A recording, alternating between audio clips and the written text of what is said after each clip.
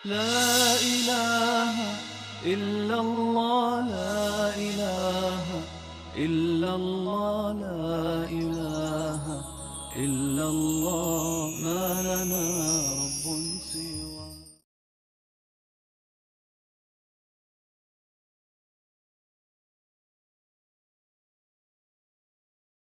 والصلاة والسلام على سيد المرسلين أما بعد فقد قال الله تبارك وتعالى في القرآن المجيد والفرقان الحميد أعوذ بالله من الشيطان الرجيم بسم الله الرحمن الرحيم وما أرسلناك إلا رحمة للعالمين وقال أيضا وإنك لعلى خلق عظيم وقال النبي صلى الله عليه وسلم أكمل المؤمنين إيمانا أحسنهم خلقا. وقالت عائشة صديقة رضي الله تعالى عنها عندما سئل عن خلق النبي صلى الله عليه وسلم كان خلقه القرآن. میرے محترم بزرگوں اور دوستو، اللہ کے نبی صلی اللہ علیہ وسلم کے اخلاق کی اگر بات کی جائے تو آپ صلی اللہ علیہ وسلم کی پوری زندگی ہی اخلاق کا نمونہ ہے. اسی کو قرآن نے کہا ہے کہ وَإِنَّكَ لَعَلَىٰ خُلُقٍ عَظِيمٍ، آپ اخلاق کے اعلیٰ معیار پر قائم تھے. اور اما عائشہ صدیقہ رضی اللہ تعالی عنہ سے جب پوچھا گیا کہ آپ صلی اللہ علیہ وسلم کے اخلاق کے بارے میں بتائیے ہمیں، تو حضرت عائشہ صدیقہ رضی اللہ تعالی عنہ نے فرمایا تھا کہ آپ کے اخلاق کیا تھے؟ کان خلقہ القرآن، آپ کے اخلاق تو قرآن کریم ہیں. آپ صلی اللہ علیہ وسلم کے اخلاق میں سے صرف ایک پہلو پہ گفتگو کرنا چاہوں گا کہ آپ صلی اللہ علیہ وسلم نے غیروں کے ساتھ کیسا برتاؤ کیا. میرے محترم بزرگوں اور دوستو، اللہ تبارک و تعالی نے فرمایا کہ وَمَا أَرْسَلْنَاكَ إِلَّا رَحْمَةً لِلْعَالَمِينَ، کہ اللہ کے نبی صلی اللہ علیہ وسلم پوری دنیا کے لیے رحمت بن کر آئے تھے، رحمت للعالمین بن کر آئے تھے. مسلمانوں کے لیے بھی، غیروں کے لیے بھی، دشمنوں کے لیے بھی، جانی دشمن کے لیے بھی. اس مختصر سے وقت میں صرف آپ صلی اللہ علیہ وسلم کی زندگی سے چند واقعات کو چن کر آپ کے سامنے رکھوں گا کہ آپ صلی اللہ علیہ وسلم نے غیروں کے ساتھ کیسا برتاؤ کیا، جنگ کے موقع پر کیسا برتاؤ کیا.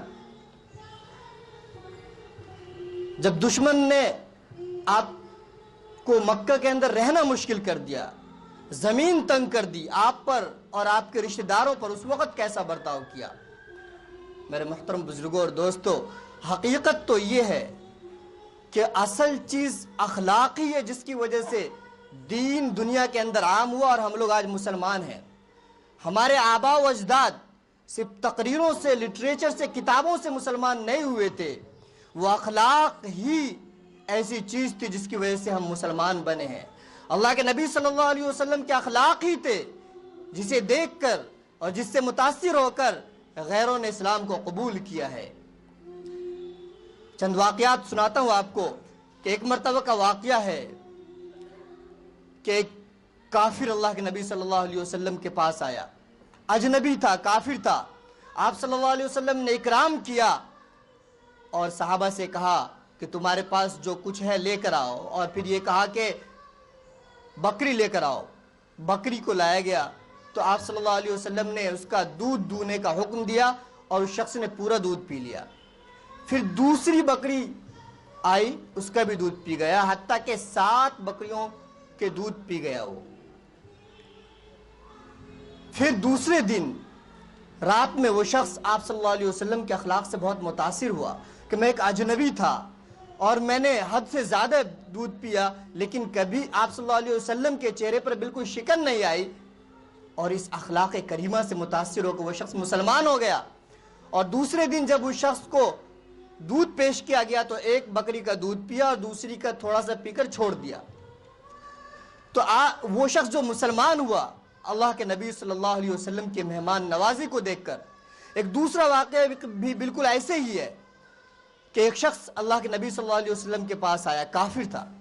آپ صلی اللہ علیہ وسلم نے اکرام کیا، کھانا کھلایا، بستر کر دیا اور سلا دیا.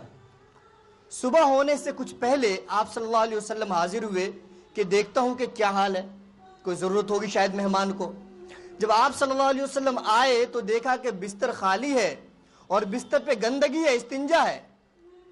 وہ شخص اللہ کے نبی صلی اللہ علیہ وسلم کو پریشان کرنے کے ارادے سے آیا تھا، لیکن اللہ کے نبی صلی اللہ علیہ وسلم نے اس کو صاف کرنا شروع کر دیا اور ذرا بھی ناگوار آپ کو نہیں گزرا.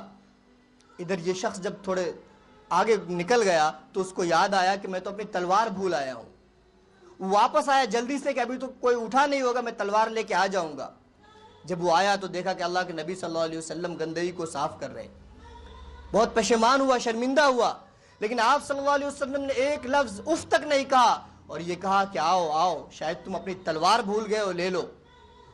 آپ صلی اللہ علیہ وسلم کے اس اعلیٰ اخلاق سے اس قدر متاثر ہوا وہ شخص کہ اسی وقت کہہ پڑا اشہدو ان لا الہ الا اللہ واشہدو ان محمد رسول اللہ، کہ میں گواہی دیتا ہوں کہ اللہ ایک ہے اور محمد یعنی آپ اللہ کے سچے رسول ہو. بہت سارے واقعات ہیں. اسی طریقے سے اللہ کے نبی صلی اللہ علیہ وسلم کو ایک خاتون نے زہر دے دیا تھا. آپ صلی اللہ علیہ وسلم کی خدمت میں ایک بکری بھنی ہوئی بھیجا اس نے. آپ صلی اللہ علیہ وسلم نے بھی نوش فرمایا اور صحابہ نے بھی. کچھ صحابہ کا انتقال بھی ہو گیا اس کی وجہ سے. آپ صلی اللہ علیہ وسلم کو پھر پتہ چل گیا، پھر آپ لوگ رک گئے. اس عورت کو، وہ خیبر کی وہ عورت تھی زینب بنت حارث، اس خاتون کو حاضر کیا گیا اور اس نے عذر پیش کیا، اللہ کے نبی صلی اللہ علیہ وسلم نے معاف کر دیا. کتنے ہی واقعات ایسے ہیں کہ اللہ کے نبی صلی اللہ علیہ وسلم نے معاف کر دیا اور اس کی وجہ سے وہ لوگ مسلمان ہوئے. مکہ کے اندر اللہ کے نبی صلی اللہ علیہ وسلم ہے اور قحط کی وجہ سے لوگ اس قدر پریشان ہو گئے کہ ہڈیاں اور مردار کھانے پر مجبور ہو گئے. وہ لوگ جنہوں نے اللہ کے نبی صلی اللہ علیہ وسلم اور آپ کے خاندان والوں پر زمین کو اس قدر تنگ کر دیا تھا کہ بزنس کا بائیکاٹ، کاروبار کا بائیکاٹ، کھانے پینے کا بائیکاٹ، ہر طرح سے مجبور کر دیا تھا. قحط کی وجہ سے جب لوگ پریشان ہوئے تو ابو سفیان آتا ہے اللہ کے نبی صلی اللہ علیہ وسلم کی خدمت میں اور کہتا ہے اے اللہ کے نبی، کہتا ہے کہ اے محمد، آپ تو لوگوں کے ساتھ حسن سلوک کرتے ہو، آپ تو رشتہ داروں کے ساتھ صلہ رحمی کا معاملہ کرتے ہو، آپ دعا کر دیجئے. اللہ کے نبی صلی اللہ علیہ وسلم نے بالکل کچھ نہیں کہا اور دعا کی، اور اس دعا کی برکت سے اس قدر بارش ہوئی کہ 7 دنوں تک بارش ہوتی رہی. تو پھر بارش سے بھی وہ لوگ پریشان ہو گئے. پھر آئے تو اللہ کے نبی صلی اللہ علیہ وسلم نے دعا کی، اللہم حولینا ولا علینا. اس طرح کی دعا ہے جس کا ترجمہ ہے کہ اے اللہ، بارش ہمارے ارد گرد میں برسا، ہمارے اوپر نہ برسا. تو اس طریقے سے بارش رک گئی آبادی پہ. اور بھی بہت سارے واقعات ہیں جہاں پہ اللہ کے نبی صلی اللہ علیہ وسلم نے اعلیٰ اخلاق کا مظاہرہ کیا ہے اور اس کو دیکھ کر لوگ مسلمان ہوئے. جنگ کے موقع کی بات آپ ذہن میں رکھیے کہ جنگ کا مطلب ہوتا ہے کہ سامنے والا جو ہے جانی دشمن ہے، آپ کے خون کا پیاسا ہے. اس وقت میں آپ صلی اللہ علیہ وسلم نے اعلیٰ اخلاق کو پیش کیا ہے. غزوہ بدر کے موقع پر مسلمان جس طرف تھے اس طرف پانی تھا، مسلمانوں نے پانی اسٹاک کر لیا تھا پینے کے لیے، لیکن جو دشمن تھے ان کے پاس پانی نہیں تھا، وہ لوگ پریشان ہو گئے. اگر آپ چاہتے تو ان کو پیاسے ہی مار سکتے تھے، تڑپا کے مار سکتے تھے. دشمن تھے، وہ قتل کے لیے آئے ہی تھے. لیکن آپ صلی اللہ علیہ وسلم نے صحابہ سے کہا کہ نہیں، آنے دو، پانی لینے دو ان کو، اور موقع دیا. وہ لوگ پانی لے کر گئے. پھر یہی لوگ جب بعد میں گرفتار ہو کر آئے ہیں، دشمن ہیں. آج دشمنوں کے ساتھ کیسا معاملہ کیا جا رہا ہے کون نہیں جانتا، کہ ننگا کر کے اور کس طریقے سے ستایا جا رہا ہے دشمنوں کو، خاص کے جنگی قیدیوں کے ساتھ کیسا معاملہ کیا جاتا ہے. لیکن آپ صلی اللہ علیہ وسلم نے لوگوں سے کہا کہ ان کے کھانے کا نظم کرو، اور لوگوں سے کہا کہ ان کو کپڑے لا کر دو. کپڑے منگوائے ان کے لیے اور ان کے کھانے کا نظم کیا، ان کا اکرام کیا. اسی طریقے سے بہت سارے واقعات ہیں. غزوہ احد کے موقع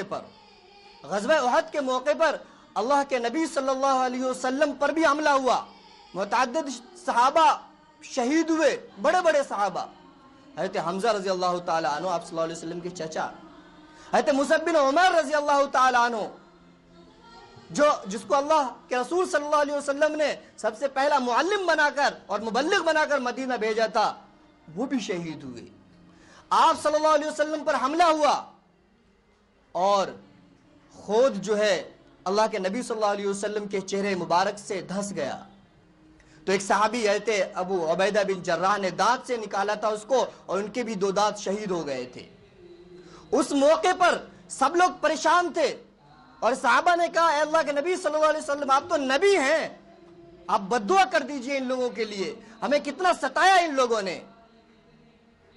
لیکن آپ غور کیجئے اللہ کے نبی صلی اللہ علیہ وسلم کے کیا الفاظ تھے۔ مسلم شریف کے اندر روایت موجود ہے، مسلم شریف کے الفاظ ہیں کہ انی لم ابعث لعانا انما بعثت رحمہ، میں لعنت کرنے والا بنا کر نہیں بھیجا گیا ہوں، میں تو رحمت بنا کر بھیجا گیا ہوں، مجھ سے یہ نہیں ہو سکتا کہ میں بد دعا کروں، اور آپ نے بد دعا نہیں کی۔ طائف کے موقع پر اللہ کے نبی صلی اللہ علیہ وسلم کو کس قدر ستایا گیا، کون نہیں جانتا اس واقعے کو۔ بعض روایتوں سے اور بعض کتابوں سے تو ایسا پتہ چلتا ہے کہ اتنا ستایا اور اتنے پتھر برسائے تھے ان لوگوں نے اللہ کے نبی صلی اللہ علیہ وسلم پہ کہ آپ صلی اللہ علیہ وسلم کے پیر میں جو جوتے تھے وہ پیر سے خون سے چپک رہے تھے۔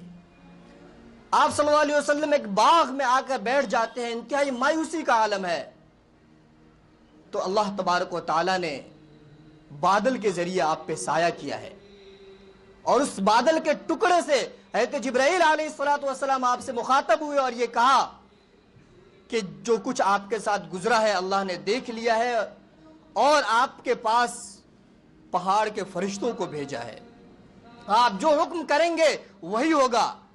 بادل کے فرشتے، پہاڑ کے فرشتے آتے ہیں اور اللہ کے نبی صلی اللہ علیہ وسلم سے کہا کہ اس قدر آپ کو ستایا ہے، آپ اگر حکم دیں تو اس طائف کے دونوں طرف جو پہاڑ ہیں اسے ہم ملا دیں اور یہ لوگ یہیں پہ مر کے رہ جائیں، دب کے رہ جائیں۔ اللہ کے نبی صلی اللہ علیہ وسلم نے کہا نہیں، یہ مجھ سے نہیں ہو سکتا، مجھے امید ہے کہ اگر یہ نہیں تو ان کی اولاد میں سے کوئی آئے گا جو ایمان لائے گا۔ یہ تھے اللہ کے نبی صلی اللہ علیہ وسلم کے اعلیٰ اخلاق۔ جنگ کا موقع ہے، جنگ کا موقع ہے، غزوہ ذات الرقاع کے موقع پر اللہ کے نبی صلی اللہ علیہ وسلم ایک پیڑ کے سائے میں جا کر آرام کرنے لگتے ہیں، جنگ کا موقع ہے یاد رکھیے، اور ایک کافر دشمن غورث بن حارث آتا ہے اور اللہ کے نبی صلی اللہ علیہ وسلم پہ تلوار سوت کے کھڑا ہو جاتا ہے اور بدتمیزی کے ساتھ کہتا ہے کہ محمد بتا اب تجھے کون بچا سکتا ہے۔ اللہ کے نبی صلی اللہ علیہ وسلم نے کہا کہ اللہ۔ اس قدر روب پڑا اس لفظ کا کہ وہ شخص کانپنے لگا، تلوار ہاتھ سے چھوٹ گئی۔ آپ صلی اللہ علیہ وسلم نے تلوار لی اور کہا اب تجھے کون بچائے گا یہ بتا، تو اس نے کہا آپ ہی بچا سکتے اور کون بچا سکتا ہے۔ آپ نے اسے بھی معاف کر دیا، جانی دشمن ہے، جنگ کا موقع ہے، آپ کو مارنے کے لیے تیار ہے، اس شخص کو بھی معاف کر دیا۔ روایت سے پتا چلتا ہے کہ وہ شخص اپنے قبیلے میں گیا اور جا کر کہا اے لوگوں میں ایسے شخص کے پاس سے آیا ہوں جو اس دنیا کے اندر سب سے اچھے اخلاق کا مالک ہے، اور وہ اسلام لے آیا۔ کتنے ہی واقعات ہیں۔ اللہ کے نبی صلی اللہ علیہ وسلم کے پاس ایک یہودی آیا اور یہ کہا السلام علیکم۔ اما عائشہ صدیقہ رضی اللہ تعالیٰ وہاں تھی اور غصے میں انہوں نے کہا کہ ہلاکت ہو تمہارے اوپر، غصہ ہو گئی، اس لیے کہ السلام علیکم کا مطلب ہوتا ہے کہ تمہارے اوپر ہلاکت ہو، بدتمیزی کی تھی اس نے۔ لیکن اللہ کے رسول صلی اللہ علیہ وسلم نے اما عائشہ صدیقہ رضی اللہ تعالیٰ عنہ سے کہا ان اللہ یحب الرفق فی کل امر، کہ اللہ تبارک و تعالی ہر معاملے کے اندر نرمی چاہتے ہیں، نرمی چاہتے ہیں۔ آپ غصہ کیوں ہو رہی ہو؟ میں نے تو جواب دے دیا، میں نے تو علیکم کہہ دیا ہے۔ یہ تھے آپ صلی اللہ علیہ وسلم کے اعلیٰ اخلاق۔ کسی بھی موقع پر آپ صلی اللہ علیہ وسلم نے یعنی بدلہ نہیں لیا، انتقام نہیں لیا، عفو درگزر سے ہمیشہ کام لیا ہے۔ اسی طریقے سے زید بن سانہ ایک یہودی ہے، آپ صلی اللہ علیہ وسلم نے ان سے کچھ قرض لیا تھا. 3 دن پہلے مطالبے کے لیے آ گیا اور بدتمیزی سے کہنے لگا کہ تم ابو طالب کے اولاد سب ایسے ہی ہوتے ہو, تم لوگ ادا نہیں کرتے صحیح سے, وعدہ کی خلاف ورزی کرتے ہو. اور چادر کو پکڑ کے اس قدر کھینچا کہ آپ صلی اللہ علیہ وسلم کو کافی تکلیف ہوئی اس سے. حضرت عمر رضی اللہ تعالیٰ عنہ وہاں پر موجود تھے, بہت ناراض ہوئے, لیکن آپ صلی اللہ علیہ وسلم نے ان سے مخاطب ہو کر کہا کہ اے عمر, مجھے تم سے یہ امید نہیں تھی, ہم دونوں کے تعلق سے تمہیں ایسا نہیں کرنا چاہیے تھا. اور پھر یہ کہا کہ تمہیں یہ کرنا چاہیے گا تاکہ اس کے حقوق کی ادائیگی کر دو, اس سے قرض لیا ہم نے, اس قرض کی ادائیگی کر دو. اور پھر اس کے بعد اس کے قرض کی ادائیگی کی گئی اور یہ کہا کہ 20 سا زیادہ دو اس کو. وہ شخص بھی اللہ کے نبی صلی اللہ علیہ وسلم کے اس اعلیٰ اخلاق کو دیکھ کر, اس عفو و درگزر کے معاملے کو دیکھ کر مسلمان ہو گیا. اسی کا بیان ہے کہ میں تو اللہ کے نبی صلی اللہ علیہ وسلم کے اندر جتنی علامتیں تھی نبوت کی سب کو میں پہچان چکا تھا, صرف 2 علامتیں ایسی تھی جسے میں تلاش کر رہا تھا. ایک یہ کہ حلم, بردباری, ٹولرنس کا مادہ آپ صلی اللہ علیہ وسلم کے غضب پر غالب ہے یا نہیں. دوسرا یہ کہ برائی کا بدلہ آپ اچھائی سے دیتے ہیں کہ نہیں, جو نبیوں کی صفات ہوتی ہے. وہ دونوں چیز میں نے پالی اور وہ شخص مسلمان ہو گیا. آپ صلی اللہ علیہ وسلم غیر یہودی دشمن جو تھے ان کی بھی جا کر عیادت کیا کرتے تھے. چنانچہ ایک یہودی لڑکا تھا, آپ صلی اللہ علیہ وسلم کی خدمت کیا کرتا تھا, وہ بیمار ہو گیا تو آپ صلی اللہ علیہ وسلم اس کے گھر گئے ہیں اور اس کی عیادت کی ہے. یہی نہیں, ان کے جنازوں کا بھی اکرام کیا کرتے تھے. چنانچہ ایک روایت کے اندر ہے کہ آپ صلی اللہ علیہ وسلم صحابہ کے ساتھ بیٹھے ہوئے تھے اور ایک جنازہ گزرا تو آپ صلی اللہ علیہ وسلم کھڑے ہو گئے. صحابہ نے کہا اے اللہ کے نبی صلی اللہ علیہ وسلم, یہ یہودی ہے, مسلمان نہیں ہے, اب کیوں کھڑے ہو گئے؟ آپ صلی اللہ علیہ وسلم کے الفاظ تھے الیست نفسن, ٹھیک ہے مسلمان نہیں ہے لیکن کیا انسان بھی نہیں ہے؟ انسان تو ہے, انسان کا بھی تو اکرام ہے. یہی وہ اعلیٰ اخلاق تھے جسے صحابہ نے, تبع تابعین نے, علماء اکرام نے اپنایا تو آج ہم مسلمان ہیں اور دنیا میں اسلام پھیلا. ہندوستان کے بادشاہوں کے ذریعے سے اسلام نہیں پھیلا ہمارے ہاں, بلکہ صوفیہ اکرام, علماء اکرام, مبلغین کے اعلیٰ اخلاق کے ذریعے پھیلا ہے. کہ افسوس کا مقام ہے کہ جن کی قبر کو آج لوگوں نے میلہ ٹھیلا کی جگہ بنا رکھا ہے. اعلیٰ اخلاق انہوں نے پیش کیا اور اس کی وجہ سے ہم لوگ مسلمان ہوئے. تو میرے بزرگوں اور دوستوں, اللہ کے نبی صلی اللہ علیہ وسلم کی زندگی سے ان چند واقعات کو سنانے کے بعد میں صرف ایک پیغام دینا چاہتا ہوں. وہ یہ کہ اگر آج ہم اسلام کی تبلیغ کرنا چاہتے ہیں, دوسروں تک اسلام کا پیغام پہنچانا چاہتے ہیں, تو اس کے لیے سب سے بہتر راستہ ایک اور صرف ایک ہے. وہ یہ ہے کہ ہم ان اخلاق سے مزین کر لیں اپنے آپ کو, غیروں کے ساتھ بھی وہی اخلاق پیش کریں. تو یقین جانیے وہ دن دور نہیں کہ ہمارے پڑوسی, ہمارے دودھ والے, ہمارے ڈرائیور, ہمارے ملنے جلنے والے, وہ بھی ہمارے اعلیٰ اخلاق کو دیکھ کر مسلمان ہو جائیں گے. انہی چند باتوں کے ساتھ اپنی بات ختم کرتا ہوں. اللہ تبارک و تعالی ہم تمام لوگوں کو اللہ کے نبی صلی اللہ علیہ وسلم کے اخلاق حسنہ کو اپنانے کی توفیق عطا فرمائے. وآخر دعوانا الحمدللہ رب العالمین. Eastern Crescent is not just an English monthly, but differs from others in many ways. It consists of well-researched articles, targets issues which seldom get the attention of the mainstream media, gives every issue its deserving place, answers the misconceptions about Islam and Muslims, acts aptly on its slogan, alternative media, people's choice. For subscription and other details, please contact us on 022-2677-1618 or 022-2679-8538. You may also log on to www.easterncrescent.in.